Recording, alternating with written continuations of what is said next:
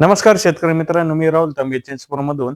तर आज आपल्या अळ्यांची 5वी फेडिंग आहे. 5व्या फेडिंगला आपण कवळपाला शेतामधून आणलेला आहे आणि काल आपण 4थी जी फेडिंग केली होती त्यानंतर जो पाला होता बेडवरचा तो आज जवळपास 80% अळ्यांनी पाला पूर्णपणे खाऊन घेतलेला आहे. आता ही आपली 5वी फेडिंग आहे.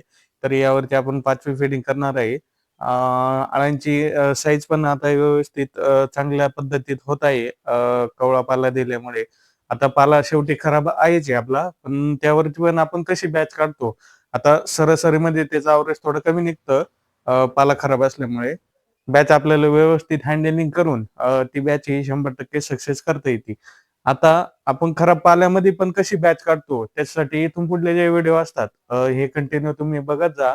जेणेकरून तुम्हाला पण जर भविष्यात कधी जर पाला खराब झाला किंवा पाल्याचं वय जास्त आता माझे 2 टप्पे असल्यामुळे हा पाला माझा उशिरा कटिंगला आलाय आता. 3.5 महिन्याचा पाला असल्यामुळे पाला निबर झालेला आहे. तरी पण त्याच्यावरती आपण बॅच काढून राहिलोय. तर या पद्धतीनं पुढील जे व्हिडिओ असेल ते कंटिन्यू बघत जा. तर चला आपण आधी अळ्यांचे कंडिशन बघून घ्या. या पद्धतीनं अळ्यांची साईज आहे आता. हे बघू शकता तुम्ही. पाला पण बऱ्यापैकी 80% आपल्या अळ्यांनी पूर्णपणे खाऊन घेतलेला आहे. जे काल आपण 4थी फेडिंग केली होती ती. आता ही आपली 5वी फेडिंग आहे. या पद्धतीनं पाला बराचसा खराब आहे, पण निबर पाला असल्यामुळे एवढं फास्ट अळ्या हा पाला खात नाही. शेवटी आपल्या पाल्याचा प्रॉब्लेम आहेच आहे. त्याच्यामुळं ज्या पद्धतीनं बॅच निघन त्या पद्धतीनं व्यवस्थितच आपण काढण्याचा प्रयत्न करणार आहे.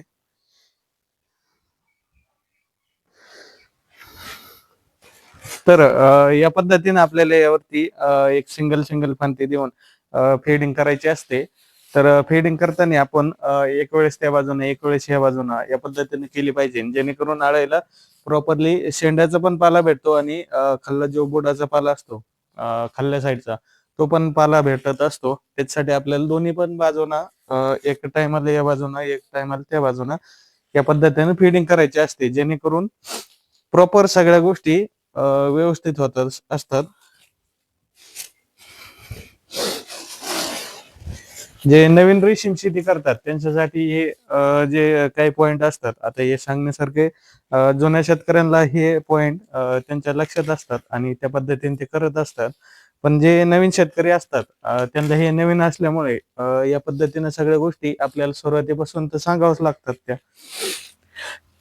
त्यासाठी आपल्याला ह्या बारीक निरीक ज्या गोष्टी असतात यामध्ये रेशीम शेतीमध्ये ह्या प्रॉपरली सांगावं लागतात आणि कळतं पण त्यांना या पद्धतीनं आपण. आणि प्रॅक्टिकली करून जर दाखवलं तर आणखीन पण याच्यात चांगल्या गोष्टी माहीत पडतात.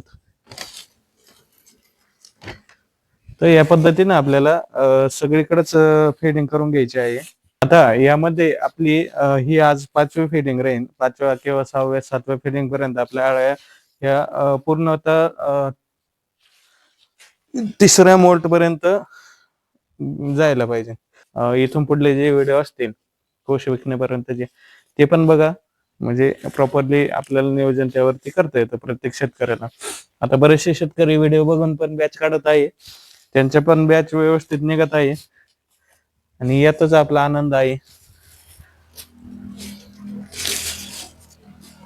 फक्त एखादा व्हिडिओ असा मिस नका करीत जाऊ, जेणेकरून तुम्हाला ती प्रॉपर माहिती भेटणार नाही.